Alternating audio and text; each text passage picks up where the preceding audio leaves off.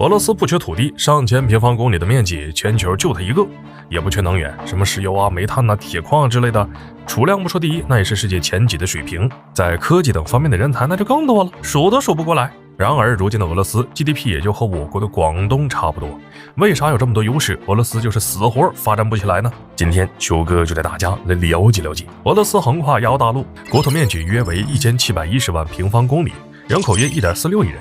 说真的，如果就问纸面上的数据，没有哪个国家能比俄罗斯的条件好。就说面积，全世界面积过千万的也就它一个，毫无疑问呢，世界第一。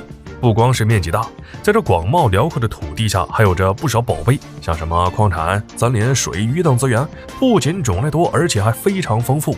就说矿产资源，天然气储量达到37.8万亿立方米，储量世界第一，还有650亿吨的铁矿，占了世界储量的40%，也是世界第一。世界第二多的煤和铝，世界第五多的黄金等等。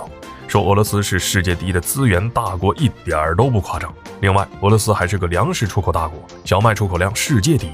这2年就因为和二毛打架，搞得国际粮价都上升了。说完资源，再看俄罗斯的科技人才。继承了前苏联大半遗产的俄罗斯，在军工、航天、生物等领域都是世界领先的状态。就说军工，哪怕好多年都没有更新换代，也依旧领先全球。可以说，俄罗斯的配置应该是拉满了。然而事实上，俄罗斯愣是没有发展起来。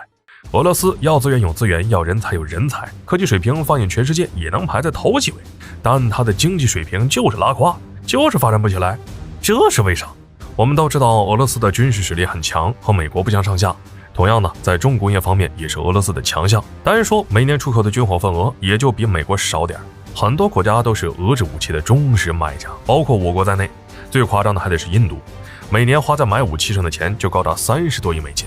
俄罗斯为啥能和美国抗衡这么久？不也多亏了军工吗？但在重工业上遥遥领先，俄罗斯的轻工业就有点一言难尽了。举个例子，2011年，普京跑到俄罗斯最大也最知名的达拉汽车工厂视察，都视察了，现场试驾一下不过分吗？结果怎么着？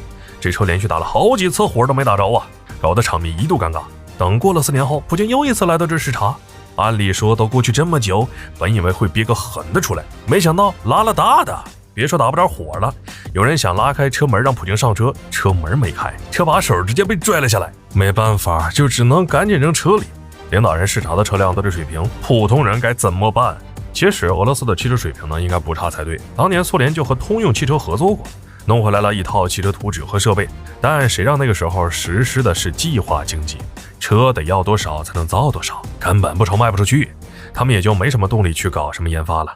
重视军工，轻视民工，搞得自己有点偏科，确实是俄罗斯的一个毛病。但说它是俄罗斯经济发展不起来的关键，就有点不太对了。俄罗斯经济不行，不仅是偏科造成的，同时也有其他原因。当初苏联解体，俄罗斯独立，为了发展经济，俄罗斯开始学习西方的模式，大搞休克疗法，开放物价，收缩政府开支，以及大规模私有化。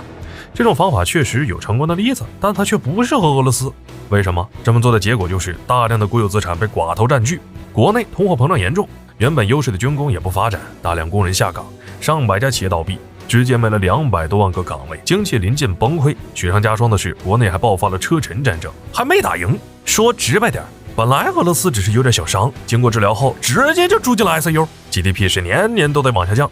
好在有普京在后面力挽狂澜，治寡头打车臣。在普京前2人的任期里，经济增速实现了年均7%的水平，被视为金砖5国之一。国家外汇也从一开始连100亿美元都没有，一跃增加到了1800亿美元，成了世界外汇储备最多的国家之一。但仔细了解过就知道，俄罗斯经济之所以能增长，不仅是靠卖资源，更是靠卖军火。GDP 的2/3就是这么来的。这种单一的经济模式很容易就让人想到一些中东、非洲国家。那这些国家实力强吗？当然不强，经济还容易受国际影响，自己赚都赚少，全靠国际价格怎么算？也难怪会有人把俄罗斯称为无非就是带核的大1号的沙特。好了，本期视频到这就结束了，麻烦各位看官以发财的小手点来个点赞关注呗，咱们下期再见。